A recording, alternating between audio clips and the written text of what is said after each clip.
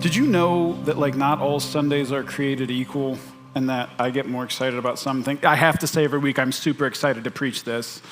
And I always say like the verse I'm preaching on is my favorite verse. And it's true that week, but I do have a sense of expectation that God's going to do something this morning. I don't know, do you feel like leaving church every week the same doesn't make sense to me? So I don't know. I was praying that a lot of people would leave today different than when they came in. Chill out, Adam. We have a lot to do. You don't have to make it so heavy. So we're in a sermon series called Love Handles, the hard work of a good relationship. We're going to talk about really important subject today. But before we jump into that, I got something I got to share with you, and I got to share it quick because I got a lot of other stuff, and I want to feel like I have a million things to talk to you about. So, two things. One, many of you know, we've been in this building for about a year, and one of the things that has been an ongoing problem pretty quickly since we moved in is the roof tends to rain on the inside when it's raining on the outside in various places, and it's weird because it changes. Did you realize, like, how weird is that? This is like Hogwarts. It rains in different places. I don't know why. Like it like leaked out in the lobby for a while, and then it just stopped. And like you guys, if you sit over here, you know that it rains over there, especially a lot. There's a spot over here if you sit. So we've been waiting to get that taken care of. And one of the things that's been happening throughout the whole world, is like when you try to do something, they'll tell you, oh, it's going to be like 8 months before you can get the materials for it. Like that's been kind of the story that's been ongoing for us. But turns out November is going to be a really big month for us as a church because two things are happening. We got word that the roof is going to get put on here in like a couple of weeks. So that's really cool. We don't have to endure another spring thaw in here. And then another thing happened. So when we first moved into the building, we got this awesome new space. We had from our old building 150 black chairs, but we needed 150 more because it was about 300 we set up in here. We tried to buy them. The company that we tried to buy them from, we literally paid them for the chairs, and then they sat on a boat in the Pacific Ocean for, I don't know, like it was with the supply chain thing. And they never came. So they actually ended up giving us our money back and saying sorry, and we said, you guys suck. So we panicked, I'll be honest, and then we called around. There was another church that was super awesome, and they let us borrow 150 of their chairs. And we've been using them. If you've sat in the middle two sections, you've pretty much been sitting on them for the entire year. But they called us a couple months ago and said, hey, we need our chairs back. And I said, what chairs? Super grateful that they let us borrow them for that long, but we're like, uh-oh. So we enacted now we got to try and buy those chairs that we tried to buy a year ago. Luckily, providentially, God has moved some things, so chairs are available now. So here's my mentality, though. My mentality was I thought it was going to be like the new year before we got a new roof. I thought it was going to be the new year before we got new chairs. I thought you guys were going to be sitting in folding chairs, at least half of you. But God has moved in both of those, so you're actually sitting, most of you, on new chairs right now. They came Tuesday or something like that, which is really cool. So here's the situation. The roof is way more expensive than we want it to be. To put on the roof is going to be about $180,000. And then, yeah, I know, right? And then the chairs were 14, which feels like nothing compared to that. So if you add that up, that's a big number. Now, here's the cool thing. You've got some really good leaders here. We have our elders, our leadership team, very responsible. They've been taking care of stuff. We kind of knew some of this was coming. We've been saving. We've been planning. We did have to get a loan for the roof because that's a really big chunk of money. But what I want to do is kind of invite you into this as an opportunity. So this week, this all happened so fast. This is how good of a planner I am. This week, I sent out an email to 10 families, said, hey, here's what's happening. And I asked them to kind of go first with generosity and say, hey, would you be willing to, almost like I was kind of expressing it almost like a matching grant. Not that it is that, but hey, would you give first to kind of inspire the rest of us to give as well? And they responded. I'll be honest, I was hoping for I don't know, $7,000. I don't have any faith at all. Sorry, Lord. But they haven't all responded yet. That's my fault, not their fault, because I asked them literally like 5 days ago. So you can't blame them. You got to blame me. I didn't do this. Again, I thought I had time. Ask my wife. I always think I have time and I don't have time. So only I think like 5 or 6 of those famously responded, and the total number promised is $19,800. So that's really cool.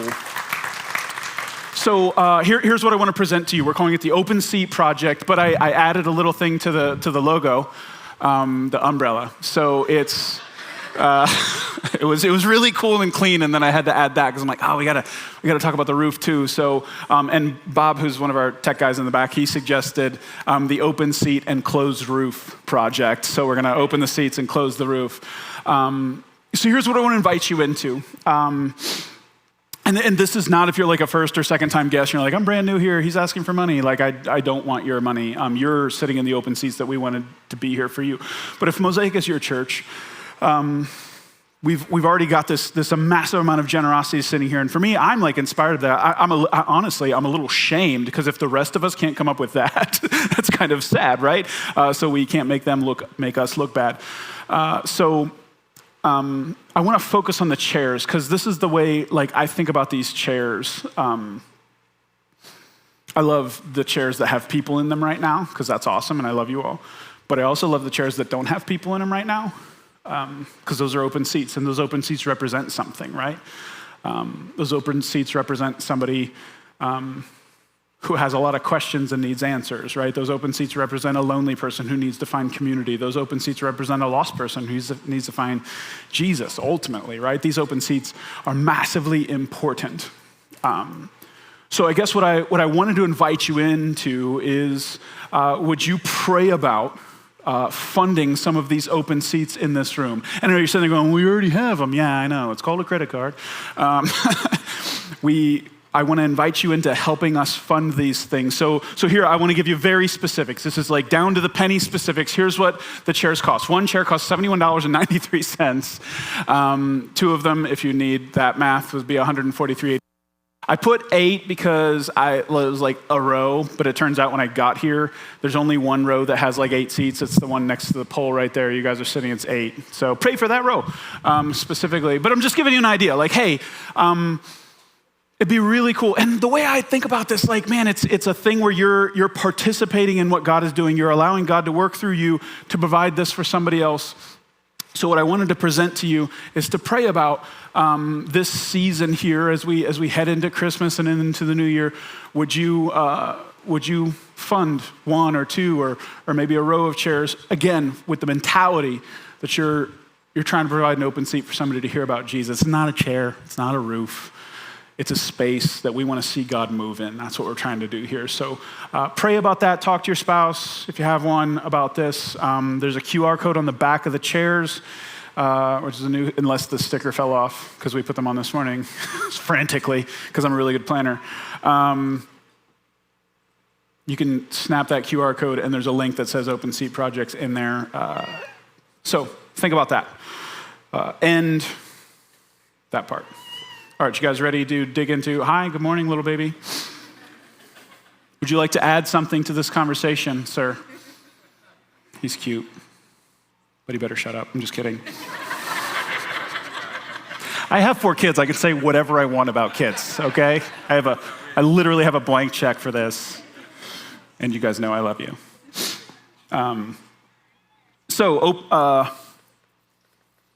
Love handles. Today's sermon's called Happily Even After. So I was going through some of my old notes this week, and I found a conversation I had with my oldest daughter, who is now 13, but a conversation I had when she was 5. So a while ago, but I remember it vaguely. So we were talking about fairy tales, because fairy tales are a really big deal when you're 5, right? Fairy tales are a huge deal. And I remember kind of just having this conversation, a little back and forth with her. She had a little personality even back then. And I asked her, like, hey, so what happens at the end of fairy tales? And she had, with all the sass of a 13-year-old, Dad, happily ever after. every fairy tale ends with happily ever after. I'm like, man, that's right. What an idiot I am to not know that. And then I just wanted to know more of what she thought about it. What does that mean? What does that mean? Does the prince and princess, like they never fight like ever again? And she's like, no, of course not. Like, how could it be happily ever after if they fight? And I was like, okay, clarify something for me though. And I did use big words with my 5-year-old like that. I was like, so if happily ever after means prince and princess never fight anymore, what does it mean that mommy and daddy do fight sometimes? And it was, I loved her answer. She said, maybe they've been trained to be nice, and you haven't. And she's right. I didn't take that class in college. I didn't sign up for that one if it was available. But there is, okay, so even a 5-year-old has this idea kind of being tilled into the soil of her mind. And we've all had this, right? We're all products of Disney here, right? You have this idea that a happily ever after means there's like no more conflict, right? Because every story has this arc to it. There's a problem, there's a resolution, and then there's a happily ever after. And the assumption is, the built-in assumption is that once you get to that part, there isn't any more conflict, right? The bad guy has been vanquished, the problem has been solved, and now we get a bunch of sunsets where we just hold each other, and it's great and it's awesome. And it's kind of built in now, right? And you get people, even if you know, like if I told you, hey, what does happily ever after mean? Does that mean you're gonna have that in your life? You would go, no, but there's some level of it still there, because I still have people say to me, like, if this was the right person, we wouldn't be having this conflict. Like you still say stuff like that, or if we could just get through this, then I won't have that anymore. If we could just get through this or get past this or get over this, then we'll have this new life. And it still has that feel of, I think I'm gonna get this happily ever after that doesn't have conflict in it. So it's there, even if you would consciously say you know it's not true, subconsciously it's still there. But I want you to know, I'm sorry for the Disney people here, but Disney has lied to you your whole life. And it's not a lie of commission, it's a lie of omission. The stories are awesome, and I actually love a lot of Disney stories. Some of them move me more than I want to admit to you, and I get stuff in my eye when I watch them. But they don't tell the whole story. Cinderella doesn't keep the castle as clean as she did with her stepmom. She doesn't just, I don't know why, she just changed, right? Belle spends more time in the library than she does with Beast, right? And Beast still acts like a beast, even though he isn't a beast anymore, right? Prince Eric kind of lets himself go as soon as Ariel gets legs, okay? And then Prince Charming, after a couple years, becomes Prince Obnoxious. It's weird how these things change. They don't tell you that part of the story. You guys never watched that one. That would be cool if they zoom in on Prince Eric and he weighs like 300 pounds. Be like, what? That's different. Where'd the animated six-pack go? But here's the thing. There's no such thing as a conflict-free, happily ever after. There's no such thing. It doesn't exist. You already know the reason for it, because we all know this. Everybody, don't have to be a Christian, everybody knows this. The reason there's no such thing as a conflict-free, happily ever after is because nobody is perfect. Nobody's perfect. Nobody sitting in here is perfect. Nobody on the planet is perfect. We all agree with that. The person you married's not perfect. The person you're hoping to one day marry is not perfect. Your family isn't perfect. Your circle of friends aren't perfect. Your coworkers certainly aren't perfect. And you're not perfect. And you know that. So even if you found the perfect person, don't marry them, you'd ruin it, right? They would have an imperfect marriage because of you. Now, we all, like I said, everybody knows that. Everybody knows, hey, I'm not perfect, you're not perfect. No, nobody's perfect. The Bible would say it a little different. The Bible's way of saying that nobody's perfect is, the Bible would say that everyone is a sinner. Everyone is a sinner. You're almost saying the same thing when you say those things. It's weird that if you say everyone's a sinner, it's offensive, but if you say nobody's perfect, it's not offensive. But whatever. So let me do some quick math with you. I know it's early, but one sinner plus one sinner does not equal zero conflict, right? That would be bad math. One sinner plus one sinner does not equal a sinless relationship, right? One imperfect person plus one imperfect person does not equal a perfect relationship. It doesn't, that would be bad math. So the expectation is ridiculous to think that that kind of thing is going to happen. You will have conflict in your relationships. And this plays out in any of them. It can certainly applies to a marriage relationship, but this is true of your family, it's true of your friends, it's true of your coworkers, it's true of all the relationships you have in your life. None of them are going to be conflict-free for the rest of your life. They're not. And if they are, somebody's lying. Because you're going to get hurt. People in your life are going to hurt your feelings. They're going to do stuff that rubs you the wrong way. They're going to say stuff. They're going to forget things. You're going to get hurt by like everybody in your life because they're not perfect. What this means is you have two choices. Not three, just two. You can go one direction or another direction. You really only have two. Because all of your relationships you're gonna experience some level of pain, some level of conflict. You can choose either forgiveness or bitterness. That's all you get. So the reason I tell you it's only two, you have two directions. You're either going towards forgiveness or you're going towards bitterness. Because some of you are still sitting here going, can I take like the third path, which is like no conflict? No, you can't pick that one. It doesn't exist. It's either you're heading towards forgiveness or you're heading towards bitterness. Those are your only two choices. Now, spoiler alert, I'm going to push you towards forgiveness. But so let me tell you why you don't want to choose bitter. And by the way, here's the thing.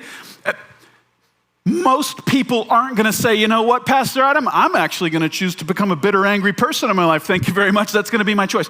You don't usually do that. Usually what happens is you don't choose forgiveness, so by default you choose bitterness because the stream flows towards bitterness. So if you don't choose forgiveness, you chose bitterness. So you have to actively choose forgiveness. If you don't, here's three things that bitterness can do to your relationships. One, bitterness makes little things into big things. Makes little things into big things. You didn't put the toilet paper on right or at all? Why don't you love me? Right? That's a little aggressive, right? Like, why do we go there? Or you didn't text me back like in the first minute? Why don't you care about these? Why don't you value this friendship, right? Like it seems like a little thing all of a sudden becomes a big thing. And you know that if a little thing gets a reaction that's bigger than is warranted, that it's not about the thing, right? Like it's not about the toilet paper. It's not about the text. It's not about whatever little thing it was. Their reaction was up here because they're still frustrated about something back here. You're paying interest on this little thing. Because of this thing that's not forgiven yet, the bitterness has caused a little thing to be a big thing. And you know it too. You've done it. You've reacted to something that was small in a big way, but you knew it wasn't about the thing. You had allowed bitterness to accumulate. You were frustrated about some other things, and that little thing became a big thing. That's the first thing bitterness does. The second thing bitterness does is it hardens your heart towards the person. It hardens your heart towards that person. Bitterness kind of hinders your ability to feel the way you're supposed to feel towards the people in your life. The biggest relationship this would be devastating to would be your marriage relationship. And I've heard people talk this way, right? They talk about, I just don't feel anything anymore. I've heard the language, my heart kind of feels just like blocked up. And that is evidence that there's bitterness there. You're frustrated with some things have happened, and you've allowed it to accumulate, and it's clogged the spiritual arteries in your heart, and you can't feel the way you're supposed to feel. That's a really dangerous place to get. And then the third thing that bitterness does is it erodes your relationship with God. So like newsflash here, I don't know if you know this, but God doesn't want you to be bitter. He doesn't. That's not like a condemnation thing. That's a thing that is good for you. He doesn't want you to live a bitter, angry life. So when you go to him in prayer, and you go, Lord, please help me with this relationship. He's going to say, hey, so that bitterness you got there, we got to take care of that. Like that's going to be one of the solutions, is to get rid of the bitterness. And the only way to get rid of the bitterness is going to be forgiveness. And you're going to want to fight him. You're going to want to say, no, don't take that away yet. You got to fix the relationship first. But he's going to say, oh, no. The bitterness has to go before the relationship can be fixed. And, think about that. All that does is put you and God at an impasse. If you're praying for something and God's saying, well, the solution is this, and you say, but I don't want that solution, then your prayers can't really go past that. You just kind of sit there. It's hard to grow in your relationship with God when you have bitterness towards other people. So that's bitterness. You don't want that life. You know you don't want that. Nobody dreams about having a marriage that's full of bitterness. Nobody dreams about having a life where they walk around just bitter and angry at the people they have relationships with. So you need to go in a different direction, and that direction is forgiveness.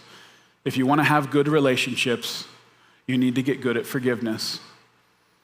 So if you're not married yet, but you have a goal to do that someday, I would suggest one of the things that you should be doing is getting good at forgiveness. You need to get good at forgiveness. And then if you are married, one of the things you need to get good at is forgiveness. It'd be better to get ready for it early, but if not, let's do it now. You ever heard that old saying, the best time to plant a tree was 100 years ago, but the second best time is now? How about that when it comes to forgiveness? It would have been really cool if in your teen years you had really gotten good at forgiveness, but since you didn't, how about we start now? Let's get good at forgiveness now. So we're going to look at a story today about it's focused on Jesus, but Peter asks Jesus a question that sparks this whole conversation. And Peter, if you don't know Peter's one of Jesus' disciples. He's one of the ones, he just says stuff. And it's to our benefit that he doesn't have a filter, because he says the thing, he usually gets in trouble for it, and we learn from it. So Peter asked this question, and really it's about... it's a really valid and insightful question if you've ever tried to be in a relationship with someone for a very long time. So I actually think Peter deserves a little more credit for this question than we give him. But it's found in Matthew 18, verse 21. Peter came to Jesus and asked, Lord, how often should I forgive someone who sins against me? 7 times? Now, if you grew up in church, you've heard that a lot. I just want to say, I feel like it's a good question. We make fun of Peter for it, it's only 7, what an idiot. But what he's saying is, hey, if you've ever been in a relationship with somebody for a long period of time, and you've had to forgive them a lot, this question kind of comes up, right? Especially if they're doing the same thing over and over again. Right? If it's not that you're forgiving them in general, but you're forgiving them for the same thing. Because, right, the first time you're like, okay, I got to forgive. Second time you're like, okay, this is annoying, but I got to forgive. Third time you're like, all right, let's get this down. And when you get to 7, I think Peter's like, are we done? Is 8 when we decide this is it? I don't have to forgive anymore? It's a valid question. I think we probably all have felt that one way or another with somebody in our life. So he asks, what's the number? Jesus. And again, if you grew up in church, you know how Jesus answers. Verse 22, no, not 7 times, but 70 times 7. 70 times 7, 490. That's a whole lot more than 7, right? I think Peter's a little deflated. Maybe he had somebody at 6 and he was like, thought I was close to being done with them.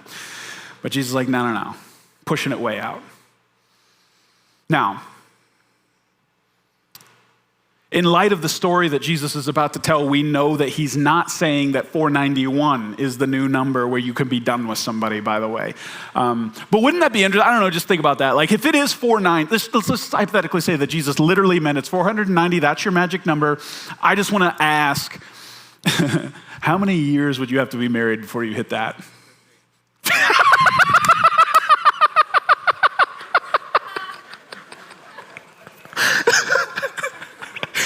There's this thing called hypothetical questions.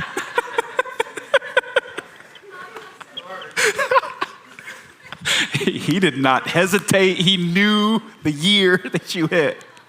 In case you're wondering, the number's 15, evidently. But think about that, though. If if it really was a number, like what is he saying? Like carry a little clicker around? And then can you imagine when you hit that certain, like you hit 480, you're like, hey, just so you know, you only got 10 left and then this is it. Like that would be a weird place for Jesus to put us in and just be a little more stressful to keep track of. But this is not what he meant. It's not what he meant because he does follow up with a story. And here's the story. So it's starts in verse 23. And Jesus immediately follows it. No, not seven times 70. And then he tells this story immediately after, starting in verse 23. Therefore, in light of the question you just asked, Peter, in light of I just told you have to forgive this many times, therefore, the kingdom of heaven can be compared to a king who decided to bring his accounts up to date with servants who had borrowed money from him. In the process, one of his debtors was brought in who owed him millions of dollars. He couldn't pay. So his master ordered that he be sold along with his wife and his children and everything he owned to pay the debt. So the king is lending out money and he's like looking through his accounts and he hit this one where they're like, whoa, this account has a lot of zeros. It's different than the other accounts. This one's huge. So they call the guy in and king's like, I'm done, man. You owe us, and the guy's in a place where he cannot pay it, but the debt is so big, there's no chance of repayment, so his life is over. His life is ruined because of this debt that he owes. His life is over. His family is destroyed. They're more than just him gonna pay for this. It's awful. But, verse 26, but the man fell down before his master and begged him, please, be patient with me, and I will pay it all. Then his master was filled with pity for him, and listen to this is really important detail. He released him and forgave his debt. Forgave it. So the man actually is begging for more time. Even though it was already acknowledged, there's no way he's paying it back. He's asking, hey, give me more time. Give me more time. I'm gonna try real hard. Please let me try. And the king has compassion in that moment, but he doesn't say, yes, okay, fine, you have a couple more months. That's not what he said, right? Did you catch that? The king said, okay. He's talking to the little guy with the ledger over here. Hey, zero him out. Forgive it. What's that, king? You want me to just, yeah, make the millions into a zero. Whew. Okay. Now, I want you to imagine being that guy. Because Jesus is telling this story, and the whole point of the story is trying to draw people in. And I know if you grew up in church, you know how to end. Stop. Be in this moment for a minute. If you're that guy, and you're standing before a king and your life is about to be over because you probably knew this was coming. You knew you'd borrowed and then you borrowed again and you borrowed again to try and get yourself out of the trouble that you'd gotten into the first two, and then you just keep doing it because now at this point you don't even know what to do, and you're standing there going, it's not only is my life over, but I'm ruining everybody's life around me. Like he's in this place where it is all come due and it is about to crumble. His life is going to turn to ash. And he falls to his knees and he begs, just give me a little bit more time. I mean, maybe his mentality at that point is just, I just want to be free for a little bit longer. I don't know. And then the king says, you're forgiven. Zero it out. You owe nothing. You're clean. You're free. Can you imagine what that should do to you in that moment? You thought it was over, but then it wasn't. You thought you were about to go to jail. You thought everything in your life was about to be over, but then the very next moment, the king who has this power just says, zero. That's the number, zero. Like that should move you. You should be blown away by that. You should be awestruck. You should be a little bit like not even seeing what's in front of you. You should only be able to see the concept that he just threw at you. I am now forgiven of that debt. That's the only thing you should be able to see, right? Right? So that's where you should be. Verse 28, we learn, but when the man left the king, he went to a fellow servant who owed him a few $1,000s. He grabbed him by the throat and demanded instant payment. What? Now, again, you gotta keep, Jesus is telling this story in light of the question that Peter just asked about forgiveness. Jesus is a master storyteller. So if you're sitting there listening to Jesus, Jesus designs this story for you to be outraged right now. You're supposed to be angry because you just witnessed this thing. You're supposed to be like, oh my gosh, I can't believe that just happened. And then he turns around and like, think about what should the first thing this guy be doing? Because this says the first thing that he does. The first thing. Shouldn't he have went home? Hey, wife, don't know if you know this, you almost just went to jail, but now you're not going. Like, this is awesome. We've been forgiven of all our debt. Shouldn't he be in a different place? But this says no, he went straight to a fellow servant who owed him a few dollars, and the first thing he does is grab the dude by the throat and say, pay me what you owe me right now. That's his first instinct. You're supposed to be outraged by that. Can't believe he would do that. And then verse 29, he gets worse. His fellow servant fell down before him and begged for a little more time. Be patient with me and I will pay it, he pleaded. Does that sound familiar? Does it sound almost exactly like what he said to the king? Almost verbatim. Fell to his knees, asked for a little more time. I will pay it. Can some alarm bells be clicking in your head here as you got your hand around this guy's throat? Verse 30, but his creditor wouldn't wait. He had the man arrested and put in prison until the debt could be paid in full. He does not respond the way the king responded to him. He doesn't have mercy. He doesn't forgive. Verse 31. When some of the other servants saw this, they were very upset. They went to the king and told him everything that had happened. Snitches. I'll give them some credit here. Can you imagine, though? I mean, if you were in the room when that happened. Imagine if it was like the guy keeping track. You know, he's got his numbers out.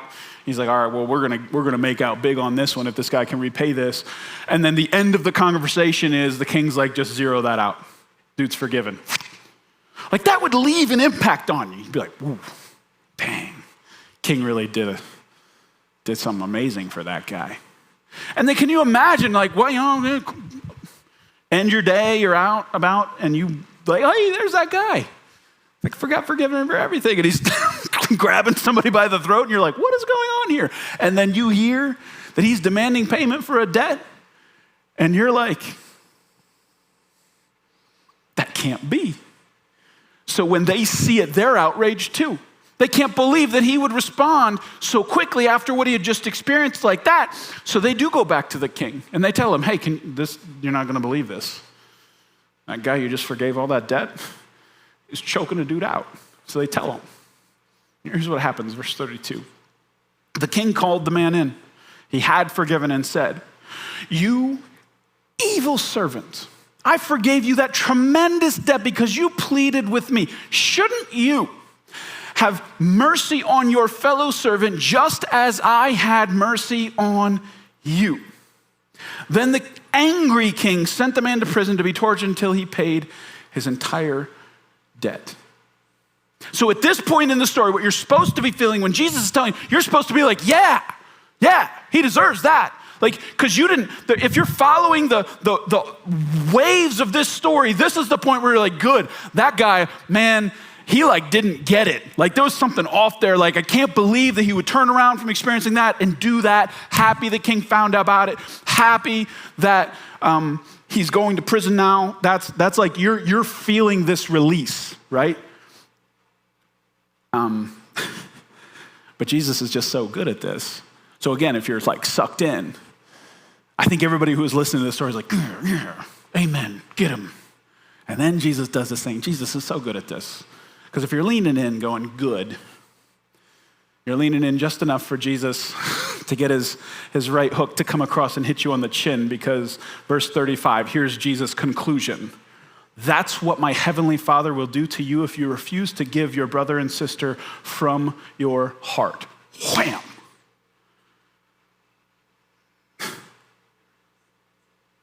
He tells this whole story designed to make you not like the evil servant, to make you very frustrated with the evil servant, to make you outraged at the evil servant. And then he says, if you don't forgive people in your life, you are the evil servant.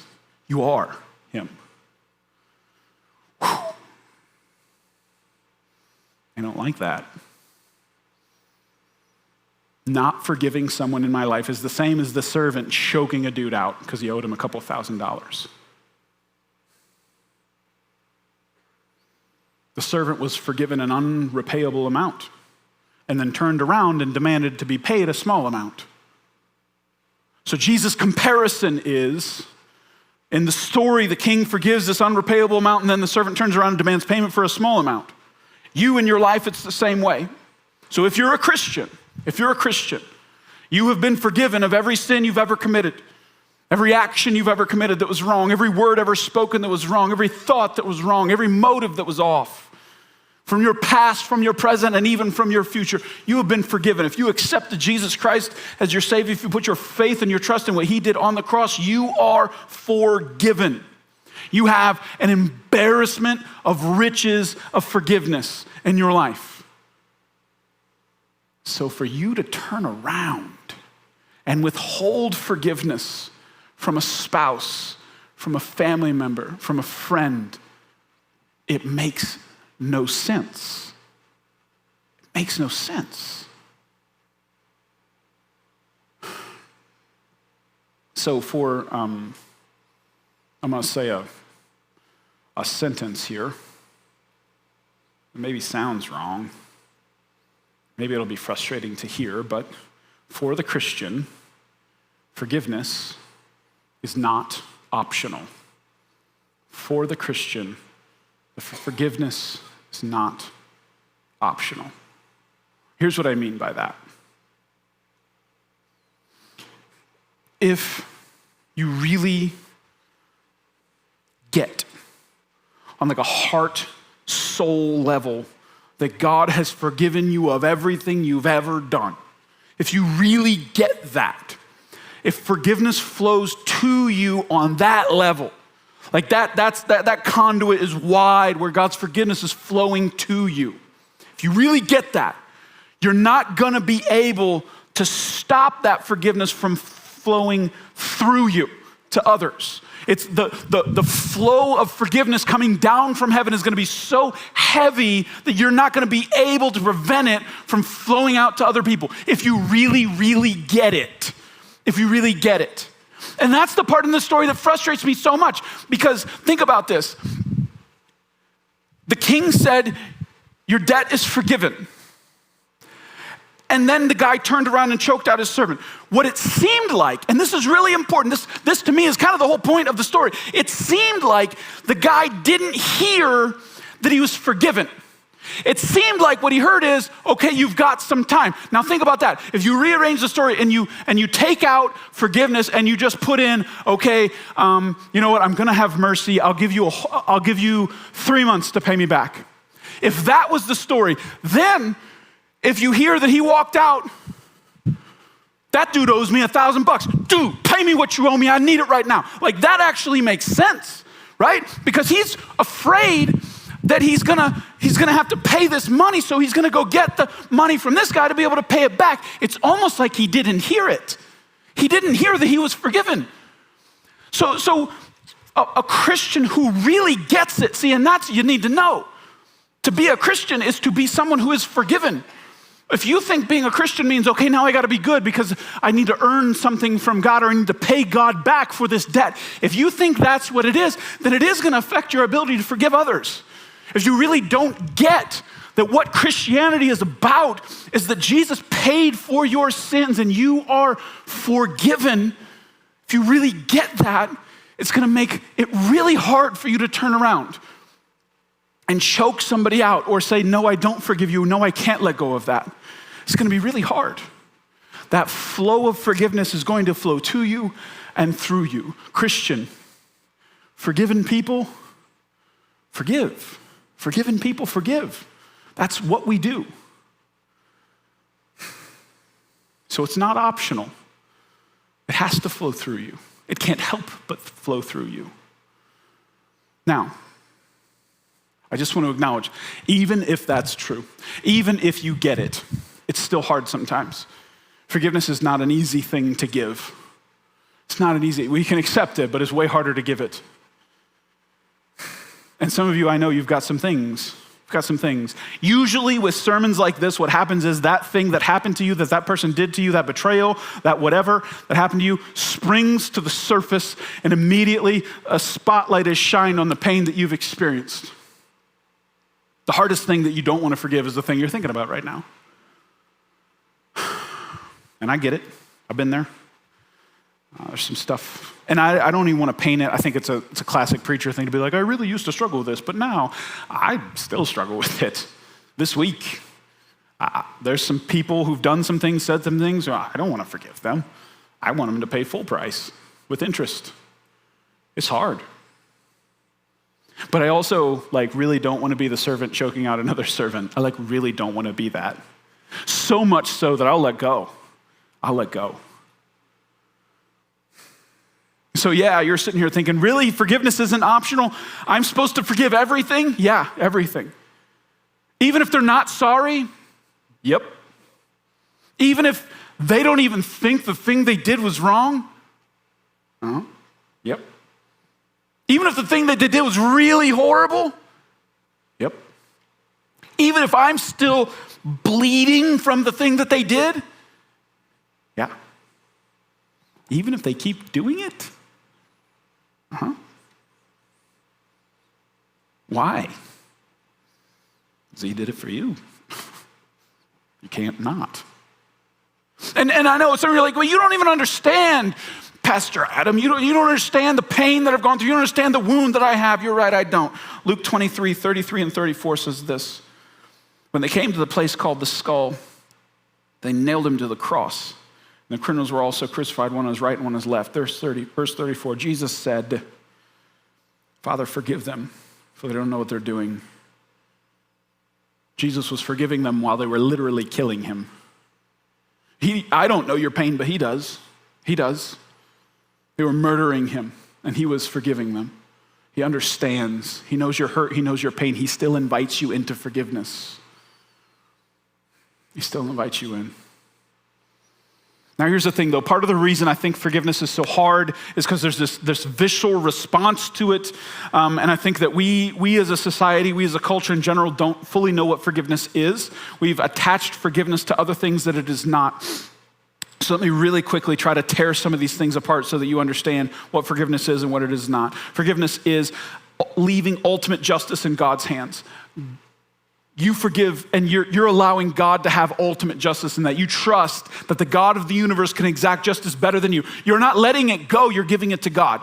You're giving it to God. You're saying, God, you do this. I can't give justice, you can. I'm giving this ultimate justice into his hands. Forgiveness is wanting good for your offender. That's how you know you've gotten all the way to the end of forgiveness, is when you can finally say, I want good for them.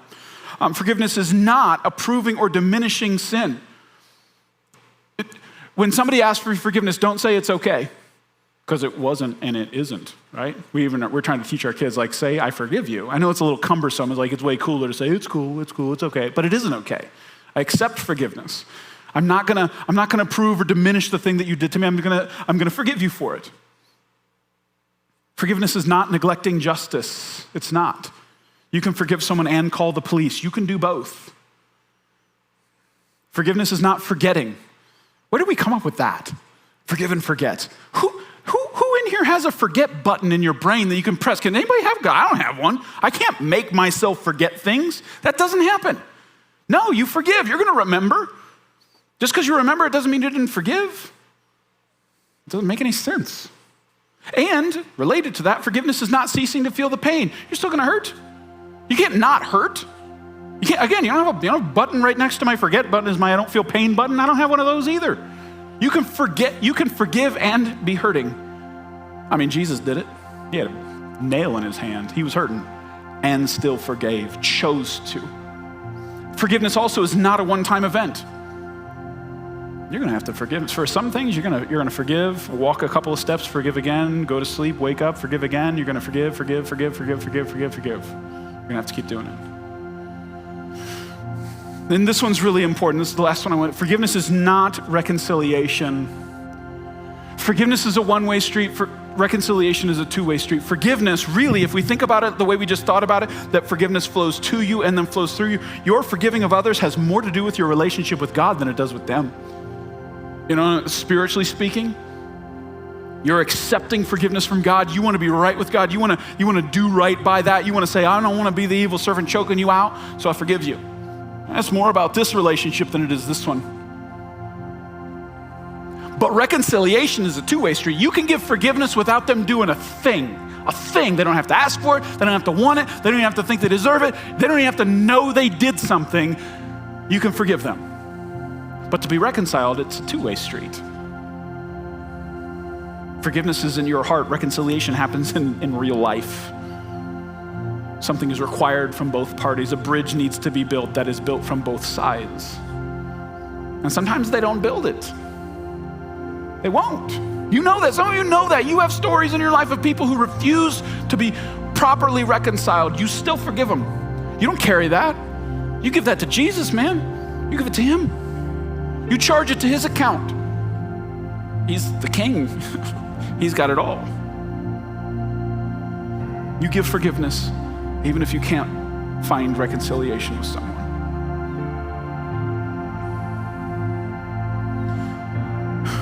And that's really, so imagine this. If this guy who had been forgiven from this king, what if he'd really gotten it? What if he'd really sat there dumbfounded and said, oh my gosh, he just forgave me of everything I've ever owed to him? What if he was leaving the castle just in awe of it? And like anybody who came up to him, he's like, dude, the king forgave me. What a good king. He forgave me. That guy, he forgave me. He was walking up to strangers, dude, I owed millions and he forgave me. And then he's walking around, hey wife, like he forgave me. We're having a party. And then he bumps into the guy who owes him a little bit of money. What would his attitude been then? Dude, you won't believe what just happened to me. Oh yeah, you owe me a couple $1,000. Dude, forget it. You're forgiven. I'd be embarrassed to take anything from you considering what he just did for me. Like, wouldn't that have been his response? So here's what I wonder, if you want to get good at forgiveness, what if one of the biggest things you could do is just be blown away by the forgiveness that God has given you? And forget all the, you need to do this, and like, here's some technique for forgiveness. What if forget all that? What if you just really, really, really like absorbed the idea that God forgave you of literally everything you've ever done, and you allowed that to saturate you, and then you're walking out in the world and you just can't help anybody you bump into. It's just going to be, he forgave me. I have to give what has been given to me. What if that's a better strategy? To be blown away by the forgiveness that you've been given. So we're going to take some time to do that here. Worship team, why don't you guys come up here? We're going to take communion today. So if you didn't get a little cup on the way in, just raise your hand. We got some guys who will give some out. Here's what communion is.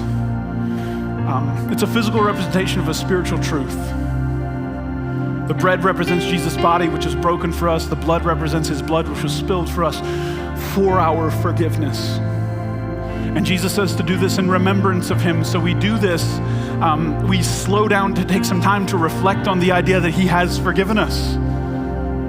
So here's what I want you to do in this time. They're gonna play a song, and I just want you to take it anytime during this song, anytime you're ready, between you and God. And what I'm guessing is going to happen, as you're reflecting on the forgiveness that he's given you, somebody's name's gonna pop into your mind, and he's gonna want you to shoot them a text. And it doesn't even have to be an I forgive you text, because that would be kind of a lame one, especially if they don't know you're mad at them. Maybe it's just a, hey man, maybe it's a breaking of the ice of this thing that's formed over this relationship. Or maybe while you're sitting there, you're gonna be tempted to lean into your spouse who's sitting next to you and speak words of forgiveness there. I don't know. But my guess is if you really start to reflect on the forgiveness that God has given you, it's gonna wanna flow through you. So let him speak to that. And like I said, anytime you're ready during the song, you can take the communion and be grateful for the forgiveness that was purchased and given to you. Pray with me. Jesus, I thank you so much. Lord, I pray that this would not be an academic exercise today, but this would be a heart level, soul level thing. I pray for the person who has a big thing that they're having a hard time forgiving. Lord, I pray that you would be with them in that, in their pain. You would invite them in. I pray for the person who's had to forgive a million little things. You'd be with them too. I pray that we would give it freely, freely, freely give forgiveness because it was freely given to us. I pray for the person who hasn't accepted it yet, at all from you. They have not accepted your full forgiveness, Lord. I even pray for the person who thought they were a Christian walking in here, but they've been living their whole life trying to pay you back. And now they're sitting here realizing, Lord, you're whispering in their ear. Your Holy Spirit is whispering to them right now, you are forgiven. All of it, paid in full. You don't pay that back. You certainly live in response to it, but you don't pay it back. Lord, I pray that would just flood their soul today. Pray that we'd be a church full of forgiven people who forgive. Can't help but. In Jesus' name I pray. Amen.